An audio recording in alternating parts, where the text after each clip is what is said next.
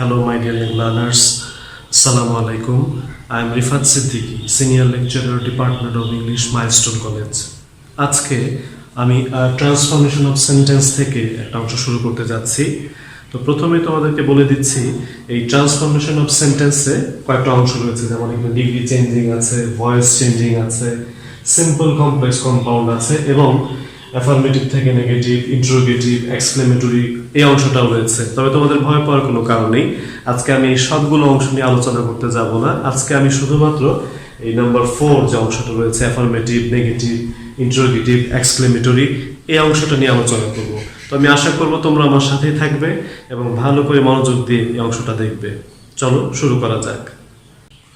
Dear students, এই মুহূর্তে আমরা অ্যাফার্মেটিভ থেকে নেগেটিভের একটা স্ট্রাকচার দেখব। খুব ভালো করে লক্ষ্য করবে। রুল নাম্বার 1, এখানে দেখো আমি একটা অ্যাফার্মেটিভ সেন্টেন্স লিখেছি, only Soma can read your mind. শুধুমাত্র সময় তোমার মন বুঝতে পারে। তো এটা লেখার সময় আমি নেগেটিভ যেটা লিখেছি, none but Soma can read your mind. তার মানে যেটা বোঝা যাচ্ছে, যদি কোনো সেন্টেন্সে আমরা এখানে অনলি দেখতে পাই এবং সেই অনলিটা দ্বারা যদি ব্যক্তিকে বোঝায়, তাহলে সেই অনলিটার পরিবর্তে সেখানে বসবে none but Soma can read your mind. এখানে কিন্তু সেন্টেন্সটাতে আর কোনো পরিবর্তন হচ্ছে না। এবার চলো আমরা সেকেন্ড সেন্টেন্সটাতে যাচ্ছি, হি নিডস আ বুক অনলি। তার শুধুমাত্র একটি বই দরকার। এটা নেগেটিভটা কিভাবে হচ্ছে, হি needs nothing but A book. He needs nothing but, তার মানে এখানে যে অনলিটা ছিল, যেহেতু এই অনলিটা দ্বারা ব্যক্তিকে বোঝাচ্ছে না, একটা বস্তুকে বোঝাচ্ছে, সেহেতু এখানে অনলিটার পরিবর্তে বসছে নাথিং বাট। তবে অনেকের মনে একটা প্রশ্ন আসতে পারে যে নাথিং বাট এটা কোন জায়গাতে বসবে, এটা পজিশনটা কোথায়? তো সেক্ষেত্রে একটা ইজি টেকনিক হচ্ছে, এখানে যে আমরা নাউনটা দেখতে পাবো, সেই নাউনটার আগে এখানে নাথিং বাটটা বসবে। এই বিষয়টা একটু ভালো করে মনে রাখবে। আনসারটা কি দাঁড়াচ্ছে, হি নিডস নাথিং বাট আ বুক। ওকে, চলো আমরা এবার নাম্বার 3 যে সেন্টেন্সটা আছে সেটাতে চলে যাচ্ছি। এখানে অ্যাফার্মেটিভ যে সেন্টেন্সটা আছে সেখানে আছে, জিন ইজ অনলি 20 ইয়ার্স ওল্ড। জিন ওর বয়স হচ্ছে মাত্র 21 বছর বয়স। এটাতে আমরা কিভাবে নেগেটিভ করব? এটা নেগেটিভ করছে আমরা এভাবে, জিন ইজ নট মোর দেন। তো এখানে যে অনলিটা ছিল, এই অনলিটার পরিবর্তে এখানে বসছে নট মোর দেন। তার মানে এই অনলিটা দ্বারা কিন্তু এখানে ব্যক্তিকে বোঝাচ্ছে না, বস্তুকে বোঝাচ্ছে না, বরঞ্চ এখানে একটা বোঝাচ্ছে একটা বয়স বা একটা সংখ্যাকে। তার মানে যদি অনলি দ্বারা কখনো বয়স অথবা সংখ্যাকে বোঝায়, তাহলে আমরা অনলির পরিবর্তে এখানে দেব not more than. Jim is not more than 21 years old. তো এখানে আমি একটা শর্টকাট একদম শেষ অংশে লিখে দিয়েছি, একটু ভালো করে দেখবে এখানে। তার মানে অনলি যদি ব্যক্তির ক্ষেত্রে বোঝায় তাহলে নান বাট, বস্তুর ক্ষেত্রে হলে নাথিং বাট, এবং বয়স অথবা সংখ্যার ক্ষেত্রে বোঝালে নট মোর দেন। তো এই বিষয়টা তোমাদের মাথায় রাখতে হবে এবং আশা করি সব বিষয়টা নোট করে নেবে। আমরা এখন নেক্সট যে রুলটা আছে সেটাতে চলে যাব। তোমরা একটু ভালো করে লক্ষ্য করবে। স্টুডেন্টস লক্ষ্য করো, এখন আমরা সেকেন্ড যে রুলটা আছে সেটা দেখব। আমরা অ্যাফার্মেটিভ সেন্টেন্সটা আগে লক্ষ্য করছি, দে মাস্ট ওবে দেয়ার প্যারেন্টস। শুধু দে না, আমাদের সবারই আমাদের যে প্যারেন্টস রয়েছে তাদেরকে ওবে করতে হবে, মানতে হবে তাদেরকে। তো এই সেন্টেন্সটাকে আমরা নেগেটিভ কিভাবে করব? না, এটা নেগেটিভ করবার সময় কখনোই কিন্তু সেন্টেন্সের মিনিংটা চেঞ্জ হবে না। সেন্টেন্সের মিনিংটা ঠিক রেখে শুধুমাত্র স্ট্রাকচারটা আমরা চেঞ্জ করব। তো দেখি আমরা কি হচ্ছে আনসারটা। They must obey their parents, এটা নেগেটিভ করতে গিয়ে আমরা লিখেছি এখানে দে ক্যান নট বাট। তার মানে যেটা দাঁড়াচ্ছে, যদি সেন্টেন্সটাতে মাস্ট থাকে অ্যাফার্মেটিভে, তাহলে সেটা নেগেটিভ করবার সময় আমরা মাস্টের পরিবর্তে এখানে দিচ্ছি ক্যান নট বাট। এবং বাকি অংশটা কিন্তু কোনোভাবেই কোনো চেঞ্জ হচ্ছে না। ভার্ব থেকে বাকি অংশটুকু আমরা যা আছে সেটাই দিয়ে দিয়েছি এখানে। লক্ষ্য করো, they can not but obey their parents. কিন্তু এখানে নেক্সট আমি আরেকটা অংশ লিখেছি অর। আরেকটা ভাবে আমরা লিখতে পারি, সেটা কিভাবে, they can not help obeying their parents. এখানে দেখবে এখানে শুধুমাত্র ক্যান নট বাটের জায়গাতে শুধু চেঞ্জটা এসেছে ক্যান নট হেল্প। আর সে সাথে এখানে যে ভার্বটা রয়েছিল ওবে, সেই ভার্বের সাথে আমি আইএনজি দিয়েছি এখানে, দে ক্যান নট হেল্প। যদি আমি ক্যান নট হেল্প ইউজ করি, তাহলে সেক্ষেত্রে আমাকে ভার্বের সাথে, এখানে মূল ভার্বের সাথে আইএনজি দিতে হবে এবং তারপর রিমেইনিং যে অংশটা রয়েছে সেটা যেভাবে আছে ঠিক সেভাবেই থাকবে। আমি শেষে একটা শর্টকাট একটা বিষয় এখানে দিয়ে দিয়েছি, তোমাদের হয়তো বুঝতে একটু হেল্প এটা করবে। যেমন যদি কোনো সেন্টেন্স আমরা মাস্ট দেখতে পাই, তো শুধুমাত্র কি সবসময় অ্যাফার্মেটিভে মাস্ট থাকবে না, মাস্ট ছাড়াও এখানে have to, has to, had টুও থাকতে পারে। তো এই দুটা ক্ষেত্রে আমরা যে স্ট্রাকচারটা মাত্র শিখলাম, ক্যান নট বাট অথবা ক্যান নট হেল্প আমরা ব্যবহার করব। কিন্তু একটু একটা গুরুত্বপূর্ণ বিষয় লক্ষ্য করবে, হ্যাভ টু হ্যাজ টু থাকলে কোনো সমস্যা নেই, কিন্তু যদি কখনো এখানে দেখো হ্যাড টু আছে তাহলে বলবো সেটা পাস্ট টেন্স। তখন কিন্তু তুমি ক্যান নট বাট বা ক্যান নট হেল্প লিখলে হবে না, সেক্ষেত্রে তখন তোমাকে ক্যানটা চেঞ্জ করে দিয়ে সেখানে এটা হয়ে যাবে কুড নট।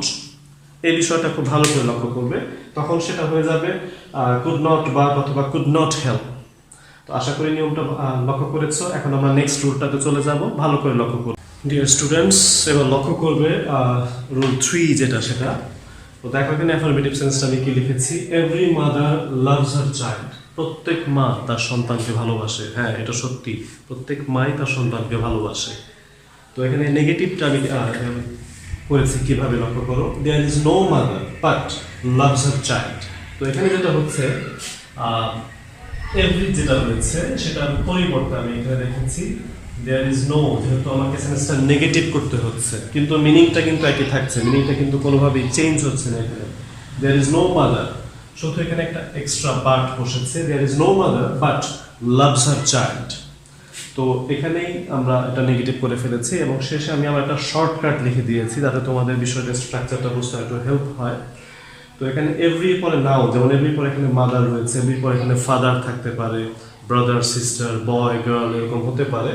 তো যদি কখনো এরকম দেখতে পাও তাহলে সেক্ষেত্রে আমরা সেটাকে নেগেটিভ করবার সময় এভরিটার পরিবর্তে দেয়ার ইজ নো লিখবো। তারপর যে নাউনটা রয়েছে, যেমন এখানে নাউনটা রয়েছে মাদার, সেটা লিখলাম আমরা there is no mother but loves her child. এই স্ট্রাকচারটা ভালো করে লক্ষ্য করবে। আমরা নেক্সট রুলটাতে যাচ্ছি, চলো নেক্সট রুলটা দেখি আমরা। ডিয়ার স্টুডেন্টস, এই মুহূর্তে আমরা রুল 4 দেখতে পাচ্ছি। এখানে অ্যাফার্মেটিভ যে সেন্টেন্সটা আছে সেখানে আছে Jane is always late, Jane সব সময় লেট করে আসে। আর এটা নেগেটিভটা দেখতে পাচ্ছ, জেইন ইজ নেভার পাংচুয়াল। তো এখানে তোমরা বুঝতেই পারছো, যদি কোনো সেন্টেন্সে অলওয়েজ দেখতে পাও তাহলে সেটা নেগেটিভ করবার সময় অলওয়েজ এর পরিবর্তে আমরা নেভার দিব এখানে, এবং পাশাপাশি যে ওয়ার্ডটা রয়েছে, মূল যে শব্দটা রয়েছে সেটার বিপরীত শব্দটা এখানে কিন্তু আমাকে ইউজ করতে হচ্ছে। যেমন লেট, লেট মানে কি দেরি করা, আর এটার অপোজিট ওয়ার্ডটা হচ্ছে পাংচুয়াল বা সময় মেনে চলা, সময় মেনে উপস্থিত হওয়া এখানে বোঝাচ্ছে। তো এখানে আমরা শর্টকাটটা লিখে দিয়েছি, খুব ইজি একটা স্ট্রাকচার। অলওয়েজ থাকলে এটার পরিবর্তে নেভার হবে, এবং মূল যে ওয়ার্ডটা রয়েছে লেট বা পাংচুয়াল, এবং ইয়াং থাকলে ওল্ড হবে, এরকম যে বিষয়গুলো, টল থাকলে শর্ট হবে, আমরা সবাই জানি বিষয়গুলো। আর এটা তুমি পাবে তোমাদের যে গ্রামার বইটা রয়েছে, সিলেক্টেড যে গ্রামার বইটা, সেখানেও কিন্তু এখানে একটা লিস্ট দিয়ে দেওয়া আছে, এবং খুব ভালো করে লিস্টটা দেখবে এখানে। এবং এই লিস্টটা খুব গুরুত্বপূর্ণ, এবং শুধুমাত্র অ্যাফার্মেটিভ বা এখান থেকে যে কিভাবে নেগেটিভ করতে হচ্ছে সেটা বোঝার জন্য নয়, সামনে তোমাদের অনেক গ্রামার আইটেমগুলোতে এবং তোমাদের ফার্স্ট পেপারে তোমাদের সেকেন্ড পেপারে সিনোনিম অ্যান্টোনিম আইটেমটা যে রয়েছে সেটাও তোমাকে বুঝতে হেল্প করবে আইটেমটা। আশা করি নিয়মটা বুঝতে পেরেছো। আমরা এবার রুল নাম্বার 5 দেখব। তো এখানে অ্যাফার্মেটিভ যে সেন্টেন্সটা আছে সেখানে কি আছে, সেখানে আছে both you and your friend got 4 marks. তুমি এবং তোমার যে বন্ধু দুজনে মিলেই পরীক্ষাতে খুব বাজে মার্কস পেয়েছো, 4 মার্কস পেয়েছো। তো আশা করি তোমরা পাবে না, তোমরা আশা করি ইনশাআল্লাহ ভালো মার্কস পাবে। আসলে নেগেটিভটা কিভাবে করব, not only you but also your friend got 4 marks. খুব ইজি একটা স্ট্রাকচার। এখানে যদি কোনো সেন্টেন্সে তুমি কখনো বোথ দেখতে পাও এবং পরবর্তীতে অ্যান্ড থাকে, তাহলে সেক্ষেত্রে আমরা নট অনলি বাট অলসো এটা ইউজ করবো। এখানে দেখতেই পাচ্ছ যে এখানে বোথ এটার পরিবর্তে নট অনলি, এবং এখানে অ্যান্ডটার পরিবর্তে বাট অলসো বসেছে, যে not only you but also your friend got 4 marks. এবং আমি শর্টকাটটা লিখে দিয়েছি এখানে। তো বোথ এবং অ্যান্ড থাকলে both and, both you and your friend, যদি এরকম স্ট্রাকচারটা থাকে অ্যাফার্মেটিভে, তাহলে আমরা যখন এটা নেগেটিভ করব তখন আমরা এভাবে লিখবো যে not only you but also your friend got 4 marks. খুব সহজ একটা স্ট্রাকচার, আশা করি বুঝতে পেরেছো। রুল নাম্বার 6 এবার আমরা আছি। তো এখানে অ্যাফার্মেটিভ যে সেন্টেন্সটা আছে সেখানে আছে he is going to the office. তো লক্ষ্য করবে এখানে he is going to the office.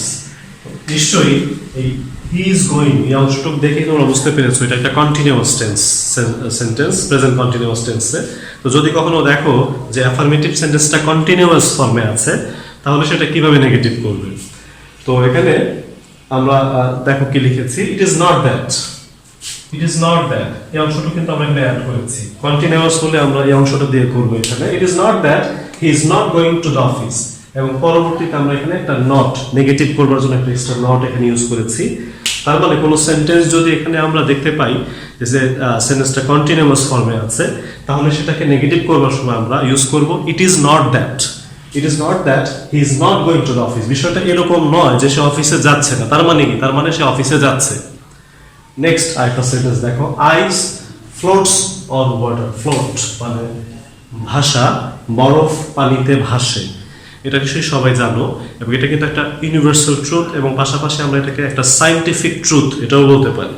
তো কন্টিনিউয়াস হলে এবং ইউনিভার্সাল অথবা সায়েন্টিফিক ট্রুথ হলে তাহলে আমরা এই স্ট্রাকচারটা, একই স্ট্রাকচার ফলো করতে পারি। It is not that ice does not float on water. তো আমরা আগের সেন্টেন্সটাতে এখানে নট ইউজ করেছিলাম, কিন্তু এখানে কিন্তু আর নট ইউজ করতে পারবো না। এখানে আমাকে ইউজ করতে হচ্ছে ডাজ নট। কারণটা কি? কারণ এটা হচ্ছে একটা প্রেজেন্ট ইনডিফিনিট টেন্স, এবং শুধু প্রেজেন্ট ইনডিফিনিট নয়, আইস থার্ড পারসন সিঙ্গুলার নাম্বার, এই কারণে এখানে ভার্বের সাথে এস হয়েছে। তো স্বাভাবিকভাবে এখন এটাকে নেগেটিভ করবার সময় আমাকে অক্সিলারি ভার্ব ডাজ আনতে হয়েছে, সাথে নট বসেছে। তো it is not that ice does not float on water. বিষয়টা এরকম নয় যে বরফ পানিতে ভাসে না। তার মানে কি? বরফ নিশ্চয়ই পানিতে ভাসে। তো এখানে আমরা ইট ইজ নট দ্যাট তো লিখেছি, বাট আমরা চাইলে এখানে ইট ইজ নট দ্যাট এর পরিবর্তে লিখতে পারি উই ক্যান নট ডিনাই। এটা আমরা লিখতে পারি।